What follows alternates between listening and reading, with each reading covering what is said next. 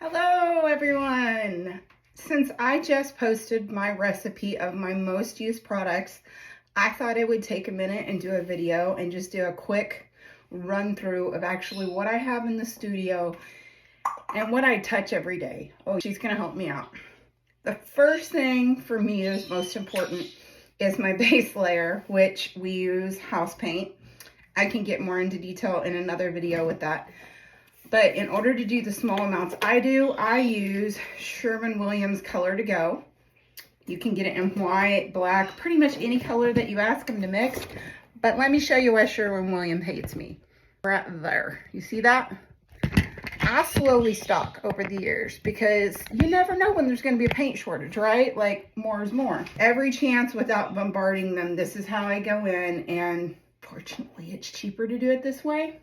But I will do a separate video going into how to mix regular house paint in order to take its place again in another video.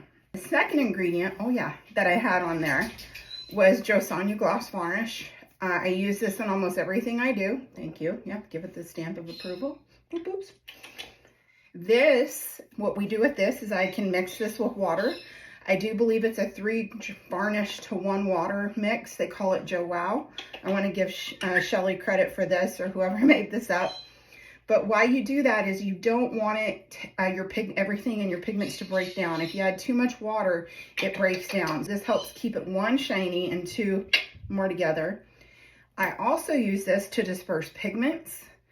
It really takes like a fine sand, grain of sand, and then it makes it even smoother. That's the first thing I do with pigments, as well as disperse my paints. But again, we'll get into that. The last thing that I know, and this isn't the only thing these are used for, but I finish paintings with these at times. If I don't want that depth of the shiny color, I will jump to this instead. And there are tips and tricks on how to get this on your painting without streaks. Again, we can go into that later. Something I did not add on that is the pigments. I really like TLP, this little piggy.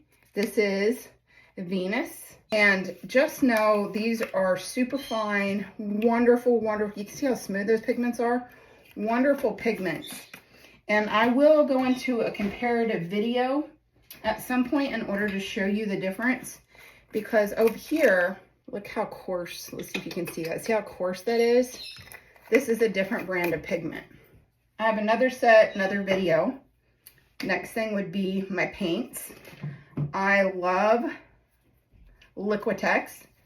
You just have to be careful with these. These are soft body when you're looking for the viscosity of your paint. Once you go with liquid and soft bodies, you just have to be a little careful. Fluid Art Co. is where I buy a lot of my stuff.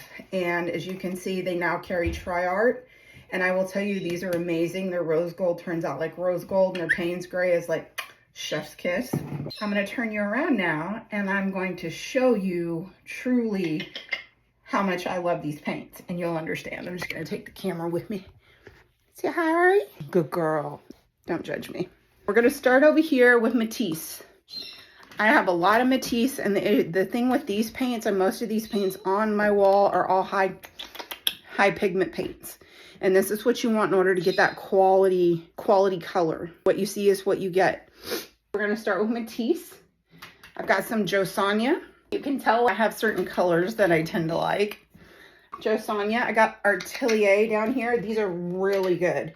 Some of these colors are to die for. If we come over here to this side, I have some of my Amsterdam Professional, which are a little shorter than the regular Amsterdam. We use this all the time for the cell activator for white.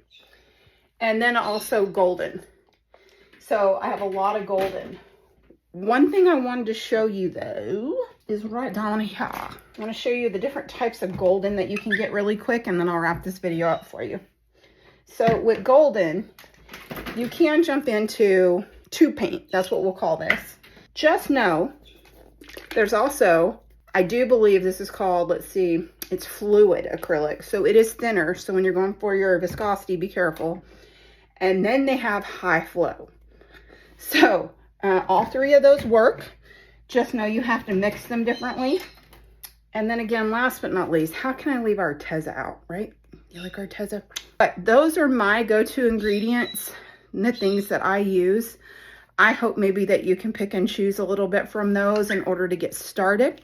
If you have any questions, feel free to just message me, and me and Ari will give you an answer. All right, I hope you guys have a great Saturday. Love y'all.